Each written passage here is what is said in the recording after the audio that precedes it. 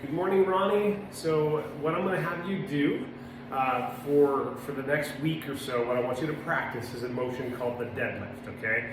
And so I'm going to go through the mechanics, and if you have a broomstick, this will be a really good tool to help you learn the mechanics of it.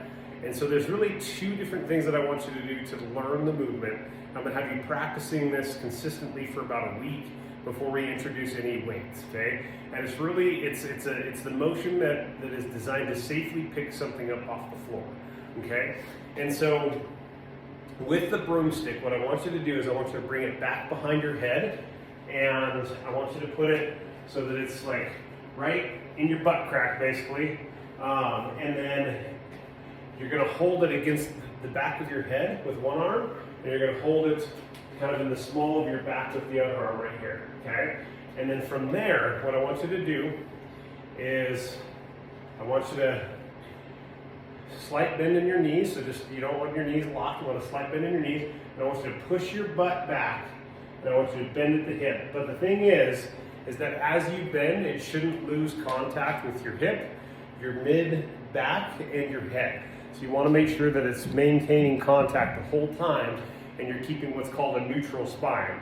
And so here's the importance of that when you're actually picking up weight. What you don't want to do, if your lower back bends, then you lose contact with the stick. Or if you arch too much, you also lose contact with the stick.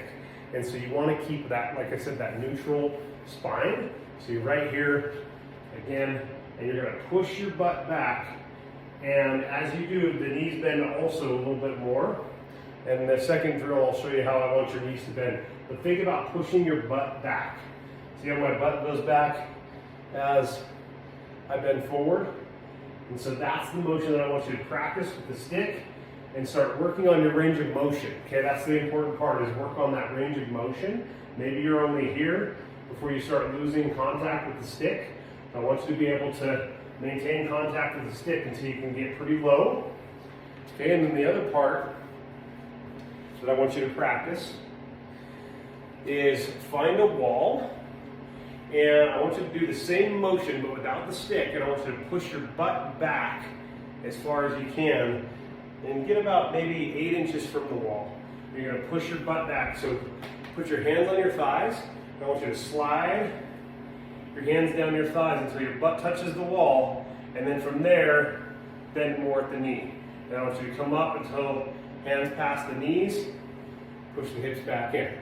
So butt goes back, touch the wall, or butt goes back towards the wall. You're trying to touch the wall until your hands get past your knees, and then bend at the knee so that when you go down low, your fingertips basically touch or almost touch your ankles.